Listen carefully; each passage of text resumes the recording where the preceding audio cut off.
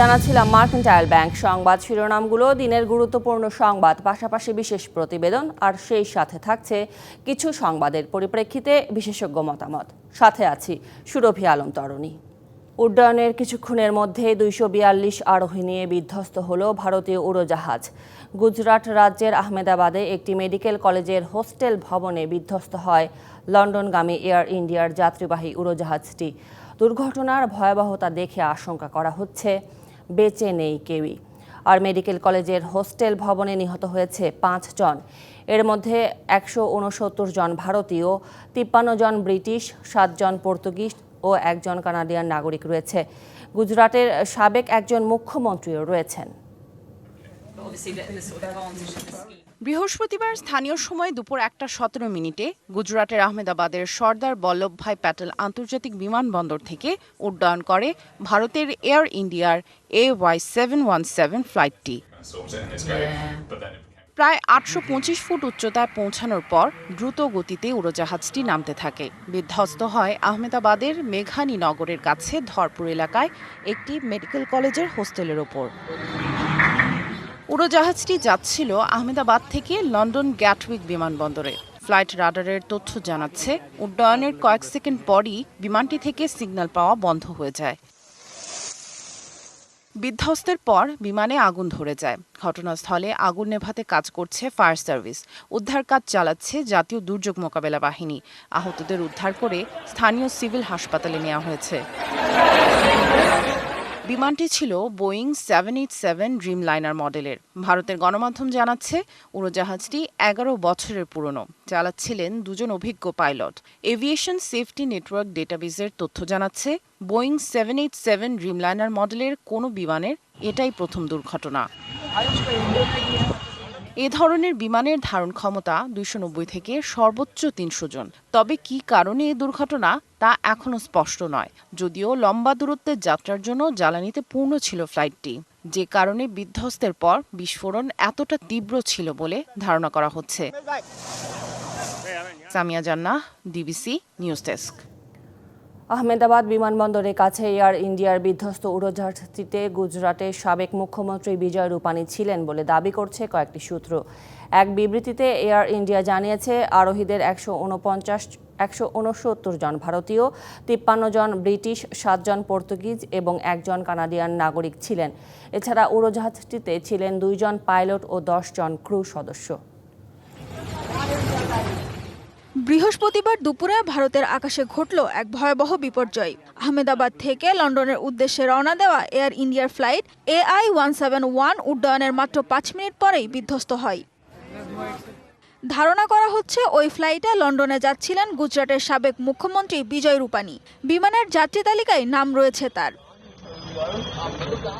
সূত্র বলছে যাত্রীদের বিমান পর্যন্ত নিয়ে যাওয়ার জন্য নির্ধারিত বাসে উঠেছিলেন রূপানি, কিন্তু শেষ পর্যন্ত বিমানে উঠেছিলেন কিনা তা এখনও নিশ্চিত নয়। সাবেক এই মুখ্যমন্ত্রীকে নিয়ে বিজেপি শিবিরে শুরু হয়েছে উদ্বেগ। এছাড়া বিমানটিতে মোট 242 জন যাত্রী ছিলেন বলে জানিয়েছে দেশটির বেসামরিক বিমান পরিবহন নিয়ন্ত্রক সংস্থা DGCA। 232 জন যাত্রী এবং 2 পাইলট, ক্যাপ্টেন সুমিত সাবরওয়াল এবং ফার্স্ট অফিসার ক্লাইভ কুন্দর সহ 10 জন ক্রু নিয়ে যাত্রা করেছিল বিমানটি।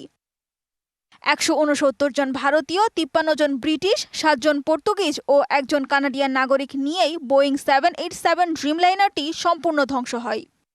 এ ঘটনার পরে চলছে উদ্ধার অভিযান। ধ্বংসস্তূপ থেকে বের করা হচ্ছে দেহাবশেষ। তবে যাত্রীদের তালিকা এখনও সরকারিভাবে প্রকাশ করা হয়নি। প্রাক্তন মুখ্যমন্ত্রীর জীবনের খোঁজে উদ্বিগ্ন গোটা গুজরাট, উদ্বিগ্ন গোটা দেশ। সঞ্জিদা ইসলাম তন্নি, ডিবিসি নিউজ ডেস্ক। ভারতের আহমেদাবাদে এয়ার ইন্ডিয়ার লন্ডনগামী উড়োজাহাজ বিধ্বস্ত, 242 আরোহী নিহতের শঙ্কা। রয়েছেন সাবেক এক মুখ্যমন্ত্রীও। এ বিষয়ে বিস্তারিত জানাতে ভারত থেকে যুক্ত হচ্ছেন সহকর্মী বিশ্বনাথ দাস। বিশ্বনাথ দাস, আপনি নিশ্চয়ই আমাকে শুনতে পাচ্ছেন। যে ভবনটিতে বিমানটি বিধ্বস্ত হয়েছে, একটু জানাবেন সেই ভবনের এখনকার পরিস্থিতি। পাওয়া তথ্য অনুযায়ী যে আবাসিক হোস্টেলে বিমানটিকে ধাক্কা মারে সেটি ডাক্তার পড়ুয়াদের হোস্টেল ছিল এমনটাই আছে, এবং বিল্ডিংটি 5 তলা যে ভবনটি তা কিন্তু সম্পূর্ণভাবে ভস্মীভূত হয়ে গিয়েছে। পুরো যে সমস্ত দরজা জানলা কিন্তু তা কিন্তু সম্পূর্ণভাবে ভেঙে চুরে একাকার হয়ে গেছে। স্থানীয়ভাবে 5 জনের মৃত্যু দাবি করলেও অন্যান্য সূত্র থেকে যেটা জানা যাচ্ছে, ওই মুহূর্তে ওই আবাসনে প্রায় শতাধিক ডাক্তার পড়ুয়া, ছাত্র বা অন্যান্য লোকজন ছিল এবং তাদের সকলেরই কিন্তু গুরুতর আহত হয়েছে এমনটাই কিন্তু জানাচ্ছেন। এবং সেই জায়গায় মৃতের বা নিহতের সংখ্যাটা 5-এর জায়গায় আরো বাড়তে পারে এমনটাই আশঙ্কা করা হচ্ছে। তবে নির্দিষ্টভাবে সরকারি তরফ থেকে এখনো পর্যন্ত কোনো তথ্য দেওয়া হয়নি। এই মুহূর্তে এখনো পর্যন্ত কিন্তু সেখানে উদ্ধার কাজ চলছে, কেননা বিল্ডিং শুধু সেটি না, পার্শ্ববর্তী অঞ্চল বা যে বিমানটি ওই বিল্ডিং এর উপর পড়ে তাতে কিন্তু যথেষ্টই ক্ষতি হচ্ছে। সেই সমস্ত সরিয়ে তাদেরকে এখনো পর্যন্ত কিন্তু উদ্ধার কার্য চলছে এবং এই উদ্ধার কার্যে ইতিমধ্যেই হাত মিলিয়েছেন স্থানীয় প্রশাসনের সঙ্গে সঙ্গে সেনাবাহিনী এবং জাতীয় বিপর্যয় মোকাবেলা দল। আপাতত বেশ কয়েকজনকে উদ্ধার করা হয়েছে এবং তাদেরকে স্থানীয় হাসপাতালে কিন্তু স্থানান্তরিত করা হয়েছে। জি, বিশ্বনাথ দাস, এ পর্যায়ে একটু জানাবেন যে বিমান দুর্ঘটনার ব্যাপারে আসলে ভারতের বেসামরিক বিমান চলাচল কর্তৃপক্ষ কি বলছে? এখন সম্ভবত বিমান ওঠানামা বন্ধ রয়েছে এয়ারপোর্টটিতে, কতক্ষণ নাগাদ স্বাভাবিক হতে পারে? এখনো পর্যন্ত প্রায় ঘটনা ঘটার পর থেকে 3 ঘন্টা অতিক্রান্ত হয়ে গেলেও কিন্তু এই মুহূর্তে আহমেদাবাদগামী যে সমস্ত বিমান, অর্থাৎ ভারতবর্ষ বা বিদেশের যে সমস্ত প্রান্ত থেকে আহমেদাবাদ আসার কথা ছিল, তা কিন্তু সম্পূর্ণভাবে বন্ধ রাখা হয়েছে। তবে আর কিছুক্ষণের মধ্যেই তা স্বাভাবিক করা হবে এমনটাই কিন্তু সূত্রমহল জানা যাচ্ছে। তবে কি কারণে এই ঘটনা ঘটলো তা নিয়ে কিন্তু ইতিমধ্যেই তদন্ত শুরু করা হয়েছে এবং মূলত এই বিমানের যে ব্ল্যাক বক্স সেটি কিন্তু খোঁজার জন্য তৎপরতা দেখা যাচ্ছে প্রশাসনিক তরফে। কেননা এই যে বিমানটি তা কিন্তু অত্যন্ত পুরনো বিমান এবং বিমানটি চালাচ্ছিলেন 2 জন দক্ষ পাইলট। সেই ক্ষেত্রে কি কারণে এই ঘটনা ঘটলো তা নিয়ে কিন্তু পূর্ণাঙ্গ তদন্ত হওয়া দরকার। প্রাথমিকভাবে মনে করা হচ্ছে যান্ত্রিক গোলযোগের কারণেই কিন্তু এই ঘটনা ঘটেছে। যে তথ্যটা আমরা ইতিমধ্যেই পাচ্ছি, এই বিমানটি গতকাল কিন্তু লন্ডন থেকে দিল্লি আসে এবং দিল্লির পরে সেখান থেকে কিন্তু আজকে সকালেও কিন্তু আহমেদাবাদে এসেছিল এবং তারপরে আবারও আহমেদাবাদ থেকে বিমানটি কিন্তু দুপুর 1:17 নাগাদ কিন্তু লন্ডনের উদ্দেশ্যে উড়ে যাওয়ার কথা ছিল, কিন্তু তা উড়ে যাওয়ার কয়েক মুহূর্তের মধ্যে কিন্তু তা আকাশ থেকে মাটিতে আছড়ে পড়ে এবং কি কারণে এই ঘটনা ঘটেছে তা নিয়ে কিন্তু যথেষ্ট সন্দেহ রয়েছে এবং এর পিছনে কোন রকম নাশকতা রয়েছে কিনা বা শুধুমাত্র যান্ত্রিক গোলযোগের কারণে এই ঘটনা ঘটেছে তা কিন্তু পূর্ণাঙ্গ তদন্ত করা হবে। ইতিমধ্যেই সেই প্রসেস শুরু হয়ে গিয়েছে। আপাতত প্রাথমিক পর্যায়ে যেটা কাজ, সেটা বিমানটির যে ব্ল্যাক বক্স সেটিকে খোঁজা এবং তারপরে অন্যান্য যে প্রোটোকল মেনে একটি বিমান সাধারণত উড়ে থাকে সেই সমস্ত প্রোটোকল মানা হয়েছিল কিনা বা কারা কারা দায়িত্ব ছিলেন সেই মুহূর্তে সেই সমস্ত ব্যক্তিদের সঙ্গে কিন্তু কথা বলা হচ্ছে এবং তাদের সকলকে সঙ্গে কিন্তু জিজ্ঞাসাবাদ প্রক্রিয়া চলছে। তবে গোটা ঘটনা নিয়ে কিন্তু স্বাভাবিকভাবেই গোটা দেশে কিন্তু একটি শোকের ছায়া, কেননা যেভাবে একটি বিমান আছড়ে পড়লো মাটিতে এবং তাতে আপাতত আশঙ্কা করা যাচ্ছে বিমানের সকল যাত্রী অর্থাৎ 242 জন যাত্রী এবং একই সঙ্গে পার্শ্ববর্তী অঞ্চলে যে আবাসনে সে বিমানটি ভেঙে পড়েছিল সেখানে প্রায় শতাধিক মানুষ ছিলেন, তাদেরও কিন্তু মৃত্যুর আশঙ্কা করা হচ্ছে। এত বড় ঘটনা ভারতের ইতিহাসে এর আগে ঘটেছে কিনা তা নিয়ে কিন্তু অনেকেই আশঙ্কা প্রকাশ করছে। বিশ্বনাথ দাস, ধন্যবাদ আপনাকে যুক্ত হবার জন্য। প্রধান উপদেষ্টা ডক্টর মোহাম্মদ ইউনূস ও বিএনপির ভারপ্রাপ্ত চেয়ারম্যান তারেক রহমানের বৈঠকটি আলোচনার কেন্দ্রবিন্দু এখন রাজনৈতিক অঙ্গনে। বিষয়টিকে ইতিবাচকভাবে দেখছেন জামায়াত, এনসিপি, বামসহ বিভিন্ন দলের নেতারা। বলছেন এতে সরকারের সঙ্গে বিএনপির দূরত্ব অনেকটাই কমে আসবে। একই সঙ্গে নেতাদের প্রত্যাশা একটি গ্রহণযোগ্য ও সুষ্ঠু নির্বাচনের পথও বের হবে এই বৈঠকে। রাজনীতির চতুর্দিকে এখন আলোচনায় প্রধান উপদেষ্টা ডক্টর মোহাম্মদ ইউনূস ও বিএনপির ভারপ্রাপ্ত চেয়ারম্যান তারেক রহমানের বৈঠক ঘিরে। সবার দৃষ্টি লন্ডনে। শুক্রবার লন্ডন সময় সকাল 9টা অর্থাৎ বাংলাদেশ সময় দুপুর 2টায় এই বৈঠক হওয়ার সূচি রয়েছে। এই বৈঠককে ইতিবাচকভাবে দেখছেন বিভিন্ন রাজনৈতিক দলের নেতারা। তাদের প্রত্যাশা এই বৈঠক সুষ্ঠু ও গ্রহণযোগ্য নির্বাচনে বিশেষ ভূমিকা রাখবে। যে জুলাই ঘোষণা, ঐক্যমতের ভিত্তিতে নির্বাচন, নিরপেক্ষ নির্বাচন, নির্বাচনের পূর্বে সংস্কারের কাজগুলো শেষ করা, মানবতা বিরোধী অপরাধীদের বিচারকে দৃশ্যমান করা, যেসব দাবিগুলো উঠছে, স্পেশালি এইসব বিষয়ে এই বৈঠকে ইতিবাচক আলোচনাই হবে বলে আমরা আশাবাদ ব্যক্ত করি। এই পরিস্থিতিতে সবার আগে জাতীয় স্বার্থকে প্রাধান্য দেওয়াটি গুরুত্বপূর্ণ। সেই জায়গায় বিএনপি তাদের জায়গা থেকে দায়িত্বশীল ভূমিকা পালন করবে বলে আমরা প্রত্যাশা করি এবং অন্যান্য সকল রাজনৈতিক দলের এই দায়িত্বশীল ভূমিকাটি কিন্তু পালন করা উচিত।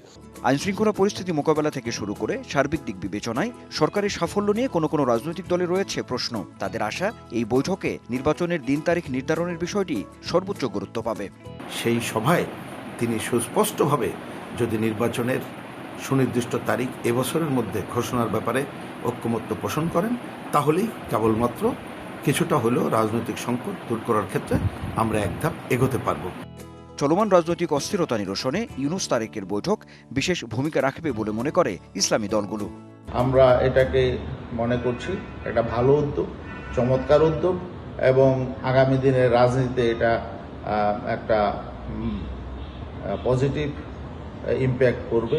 সংস্কার বিষয় এবং খুনি শেখ হাসিনা ও তার দোসরদের বিচার বিষয় এবং আগামী নির্বাচন কিভাবে সুষ্ঠু একটি সুন্দর পরিবেশে করা যায়, এই সকল বিষয়ে এই বৈঠকে গুরুত্ব পাওয়া উচিত বলে আমরা মনে করি। সর্বোপরি রাজনৈতিক দলগুলো ইউনূস তারেকের বৈঠককে বেশ তাৎপর্যপূর্ণ বলছে। নেতারা মনে করেন এই বৈঠক সহ দলগুলোর মধ্যে পারস্পরিক সহযোগিতা জোরদার হলে আগামীর বাংলাদেশ বিনির্মাণ ও জাতীয় ঐক্যে কেউ ফাটল ধরাতে পারবে না। Anwar Hossain, DBC news, Dhaka. শুক্রবার লন্ডনে ডক্টর ইউনূস আর তারেক রহমানের বৈঠক ঘিরে রাজনৈতিক অঙ্গনে আশার আলো দেখছেন সাধারণ মানুষ। বিশিষ্টজনরা বলছেন নির্বাচন সংস্কার সহ নানা ইস্যুতে চলমান সংকটে সমঝোতার নতুন দুয়ার খুলে দিতে পারে এই বৈঠক। সুসংহত হবে রাজনৈতিক স্থিতিশীলতা ও গণতন্ত্রের পথে ঐকমত্য। রাজনৈতিক অঙ্গন থেকে শুরু করে সাধারণ মানুষের আলোচনার কেন্দ্রবিন্দু এখন লন্ডন। শুক্রবার প্রধান উপদেষ্টা ডক্টর মোহাম্মদ ইউনূস ও বিএনপির ভারপ্রাপ্ত চেয়ারম্যান তারেক রহমানের বৈঠকের দিকে নজর সবার। জাতীয় সংসদ নির্বাচনের তারিখ ও রোডম্যাপ ঘোষণা নিয়ে উত্তেজনার মধ্যে গুরুত্বপূর্ণ হয়ে উঠেছে এই বৈঠক। এর মাধ্যমে রাজনৈতিক স্থিতিশীলতা ও গণতন্ত্রের পথে রাজনৈতিক দলগুলোর ঐকমত্যের বিষয় আরও সুসংহত হবে বলছেন সাধারণ মানুষ। প্রথম এবং প্রধান প্রত্যাশা হয়েছে তারা দুইজনেই বাংলাদেশের গণতান্ত্রিক অগ্রযাত্রা কোন দিকে যাবে এই চিন্তা নিয়ে পরস্পর বৈঠকে বসুক। দুই নেতা বসনে যে আমাদের সব সমস্যার সমাধান হবে, যে নির্বাচন এত তারিখে হবে, একটা রোড ম্যাপ মনে হয় ওইখান থেকে ঘোষণা আসতে পারে, আমরা এই আশা ব্যক্ত করি। আলোচনা টেবিলে বসবে, অবশ্যই একটা সমাধানের পথ আসবে এবং সেটা অবশ্যই বাংলাদেশের প্রেক্ষাপটে অনেক ভালো কিছু সুবাতাস বইবে আর কি। তাদের প্রত্যাশা ডক্টর ইউনূস তারেক রহমানের বৈঠকে গুরুত্ব পাবে সংস্কার, নির্বাচন, জুলাই গণহত্যার বিচার ও আইন শৃঙ্খলার বিষয়ে। দুজনের যে বৈঠকটা, সেই বৈঠকটা আমার মনে হয় যে সেই আলোচনাটা কোনো না কোনোভাবেই হোক একটি সফলজনক হতে হবে, ফলপ্রসূ হতে হবে এবং এইখানে যেন কেউ কারো প্রতি কোনো ধরনের শর্ত জুড়ে না দেয়। শর্ত জুড়ে দেওয়ার মানেই হচ্ছে এইটি অপরপক্ষ একটি অনীহা এবং সেটা নির্বাচনটা পিছিয়ে যাওয়া। বিশিষ্টজনরাও বিষয়টিকে ইতিবাচক হিসেবে দেখছেন। তাদের আশা গুরুত্বপূর্ণ এই বৈঠকে যথাসময়ে সুষ্ঠু নির্বাচনের পথ যেমন প্রশস্ত হবে, তেমনি আগামীতে দেশকে এগিয়ে নিয়ে যায় সে পথও সুগম হবে। এই যে একটা কনফ্লিক্ট তৈরি হয়েছিল, জাতি কিন্তু আপনার এটা নিয়ে অত্যন্ত উদ্বিগ্ন ছিল।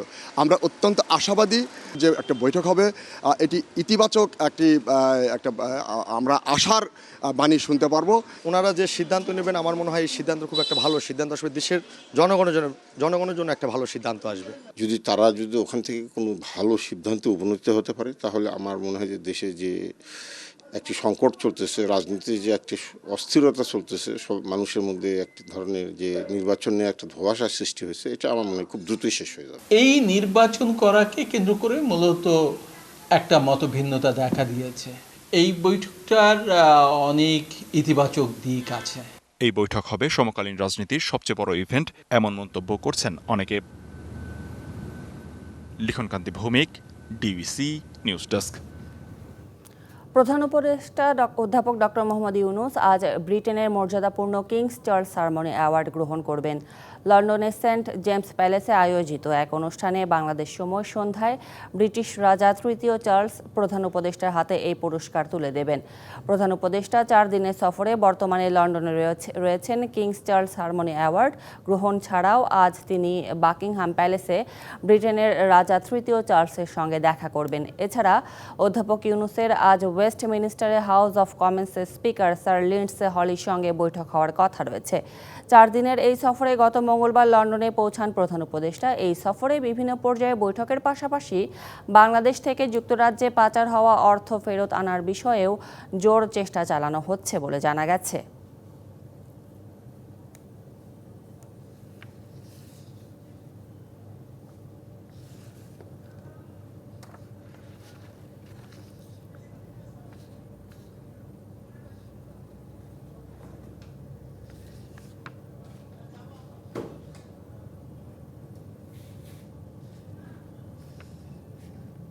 প্রধান উপদেষ্টার অধ্যাপক ডক্টর মোহাম্মদ ইউনূস আজ ব্রিটেনের মর্যাদাপূর্ণ কিংস চার্লস সারমনি অ্যাওয়ার্ড গ্রহণ করবেন। এছাড়াও প্রধান উপদেষ্টা ও বিএনপির ভারপ্রাপ্ত চেয়ারম্যান তারেক রহমানের বৈঠকটি আলোচনার কেন্দ্রবিন্দু এখন রাজনৈতিক অঙ্গনে।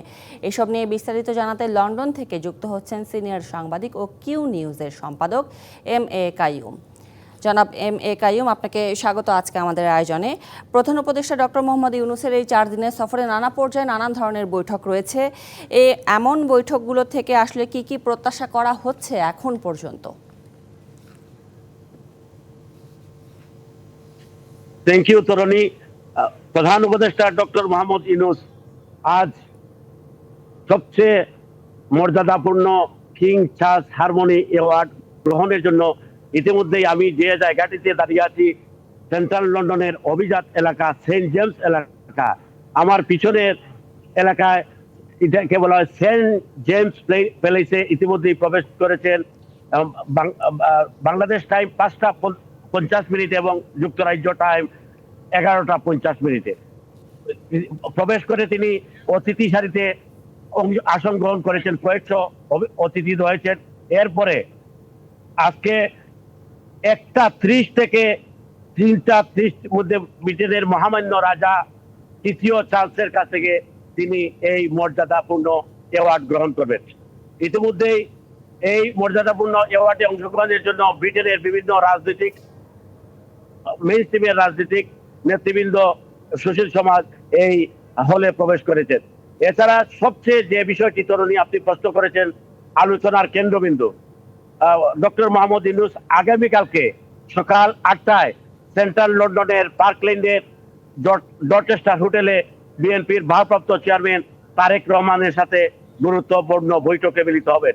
এই বৈঠকটি অনেক গুরুত্বপূর্ণ এ কারণে, দীর্ঘদিন থেকে বাংলাদেশে যে রাজনৈতিক টানাপোড়েন চলছিল, নির্বাচন নিয়ে টানাপোড়েন চলছিল, বিএনপি এবং অভিজ্ঞ মহল মনে করছেন এই বৈঠকটিতে সেই টানাপোড়েনের কিছুটা হলেও। জি এম.এ. কাইয়ুম, আমরা আপনাকে শুনতে পাচ্ছি, আপনি বলুন। জি, এই যে তারেক রহমানের সাথে আগামীকালকে অভিজ্ঞ মহল এবং বিশেষজ্ঞ মহল, যে বৈঠকটি যে হতে যাচ্ছে এটির দিকে তাকিয়ে আছে গোটা বিশ্ব। আসলে এখান থেকে রাষ্ট্র পরিচালনায় নতুন রাজনীতি, নতুন ব্যাকরণের কথাও বলা হচ্ছে, পাশাপাশি দুপক্ষকে ছাড় দেওয়ার কথাও বলা হচ্ছে। আসলে কি প্রত্যাশা নিয়ে থাকছে এই বৈঠকটি? হ্যাঁ, সকলেই মনে করছেন সেই বৈঠকটিতে দীর্ঘদিন থেকে যে কিছুটা রাজনীতি থেকে জটিলতা তৈরি হয়েছে, সেই বৈঠকটিতে অবসান হবে। ইতিমধ্যে যুক্তরাজ্য বিএনপি জরুরি বৈঠক করে তাদের প্রত্যেকটি অঙ্গ এবং শাখা সংগঠনকে হাজার হাজার নেতা কর্মীকে আগামীকালকে সকাল 7টার মধ্যে সেই তারেক রহমান এবং ডক্টর ইউনূসের বৈঠককে স্বাগত জানিয়ে তারা এখানে শোভাযাত্রা উপস্থিত হবে এবং তারা ব্যানার এবং পোস্টার বহন করবে। তারা সকলেই মনে করছে আগামীতে বিএনপি যে দাবি করছে ডিসেম্বরের নির্বাচন, এই নির্বাচন নিয়ে তারেক রহমান এবং ডক্টর ইউনূসের বৈঠক হবে এবং বাংলাদেশের রাজনৈতিক একটা সমাধান বেরিয়ে আসবে, সকলেই এটা মনে করছে। জি এম.এ. কাইয়ুম, অসংখ্য ধন্যবাদ আপনাকে। দেখছেন ডিবিসি নির্বাচিত সংবাদ। ক্লিক সিলিং ফ্যান, বিভিন্ন মডেলের কত ডিজাইন, এতে আছে ইউনিক ডিজাইনের অ্যালুমিনিয়াম ব্লেড, তাই বাতাস ছড়ায় প্রতিটি কোণায়। ক্লিক ফ্যান, প্রশান্তির হাওয়া ছড়িয়ে যাবে সবখানে। দেশে অর্থ পাচারে অভিযুক্ত ধনকুবেরদের সঙ্গে সমঝোতার কথা চিন্তা করছে সরকার। ব্রিটিশ গণমাধ্যম দ্য ফিনান্সিয়াল টাইমসকে দেয়া সাক্ষাৎকারে এমন ইঙ্গিত দিয়েছেন বাংলাদেশ ব্যাংকের governor doctor Ahsan H Mansur. গভর্নরের বক্তব্য থেকে প্রতিবেদনে উল্লেখ করা হয়েছে, কম গুরুতর মামলাগুলোর ক্ষেত্রে আর্থিক সমঝোতা অন্যতম বিকল্প হিসেবে বিবেচিত হতে পারে। শেখ হাসিনার শাসনামলে সংশ্লিষ্ট রাজনীতিক ও ব্যবসায়ীদের কাছ থেকে পাচার হওয়া অর্থ পুনরুদ্ধারে ভবিষ্যৎ আন্তর্জাতিক মামলা পরিচালনায় $10 কোটি পর্যন্ত অর্থ সংগ্রহের লক্ষ্যের কথাও জানান গভর্নর। এরই মধ্যে অন্তর্বর্তী সরকার শেখ হাসিনা ও তার পরিবারসহ রাজনৈতিক প্রভাবশালী ব্যক্তিদের বিরুদ্ধে অগ্রাধিকার ভিত্তিতে 11টি তদন্ত শুরু করেছে। পাচার হওয়া অর্থ ফেরাতে লন্ডন সফরে যুক্তরাজ্য সরকারের কাছেও সহায়তা প্রত্যাশা করছেন প্রধান উপদেষ্টা।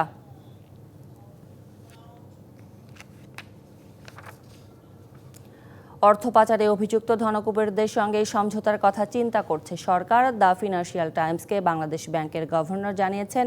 এই বিষয়টি নিয়ে আরও বিস্তারিত জানাতে যুক্ত হচ্ছেন centre for strategic and piece studies এর নির্বাহী পরিচালক doctor Mohammad Mizanur Rahman.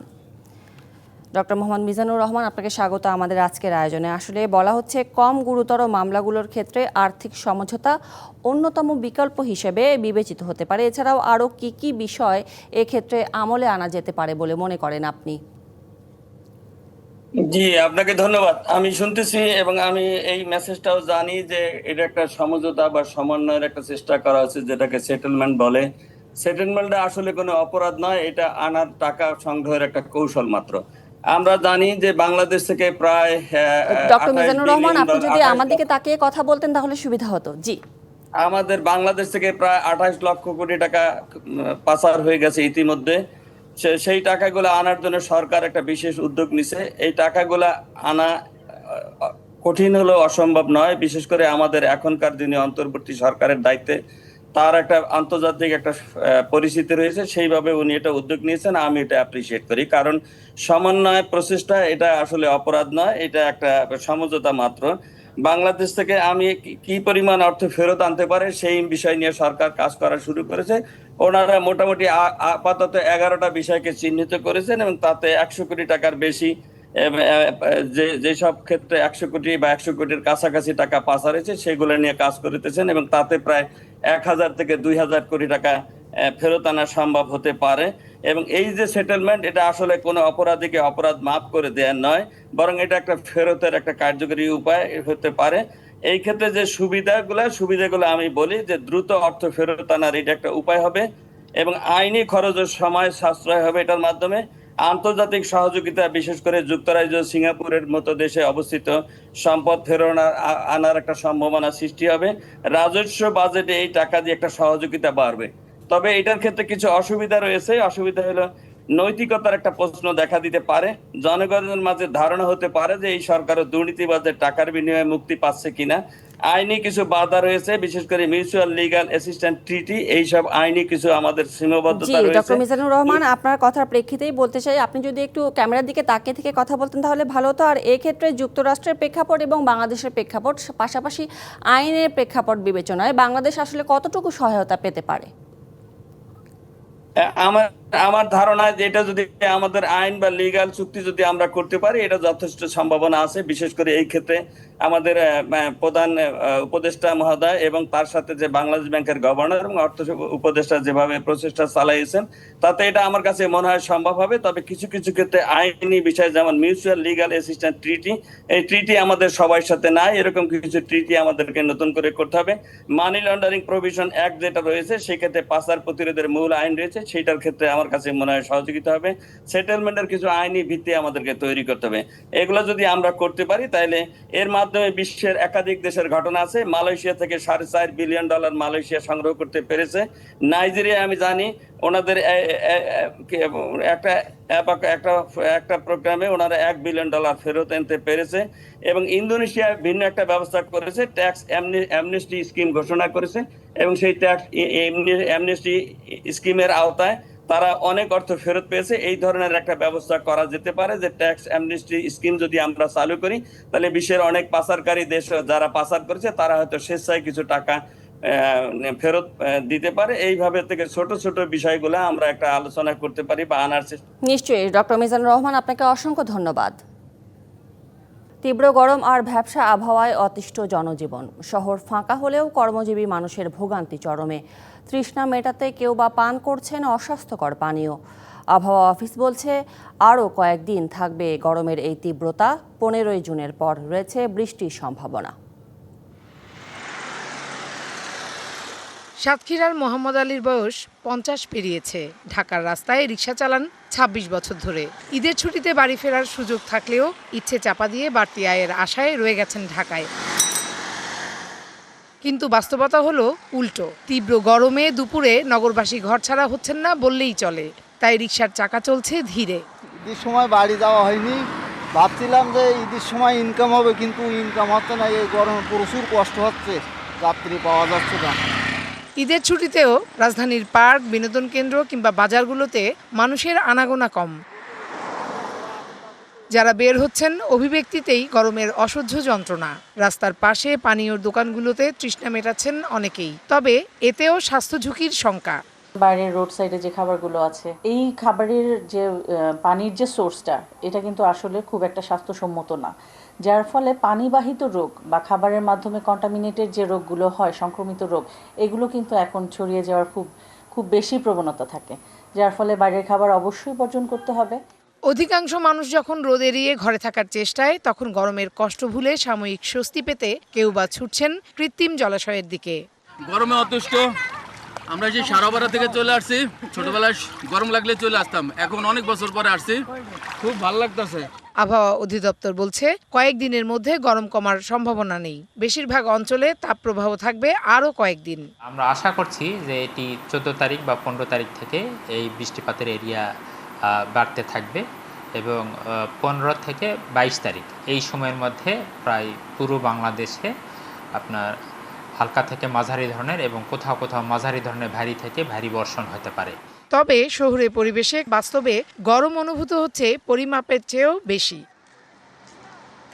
Farhana Juthi, DBC news, Dhaka. তীব্র গরমে পড়ছে ভারতের রাজধানী দিল্লি। পরিস্থিতি সামাল দিতে রেড অ্যালার্ট জারি করেছে দেশটির আবহাওয়া বিভাগ। শহরের বিভিন্ন জায়গায় তাপমাত্রা 40.9 থেকে 45 ডিগ্রি সেলসিয়াসে পৌঁছেছে। এর সঙ্গে আর্দ্রতা যোগ হয়ে হিট ইন্ডেক্সে তাপমাত্রা পৌঁছেছে 51.9 ডিগ্রি সেলসিয়াসে। বুধবার বিকেলে দিল্লিতে সবচেয়ে বেশি গরম ছিল আয়ানগরে, সেখানে তাপমাত্রা ছিল 45 ডিগ্রি সেলসিয়াস। এছাড়া পালাম, রিজ, পিতমপুরা, লোদি রোড, ময়ূরবিহার এবং সফদরজংয়েও তাপমাত্রা ছিল 40 ডিগ্রির উপরে। আবহাওয়া বিভাগের পূর্বাভাস অনুযায়ী আগামীকাল পর্যন্ত গরমের তীব্রতা থাকবে দিল্লিতে। এরপর উত্তর পশ্চিম ভারতে ঝড় হতে পারে, যার কারণে দিল্লিতে হালকা বৃষ্টির পূর্বাভাস রয়েছে।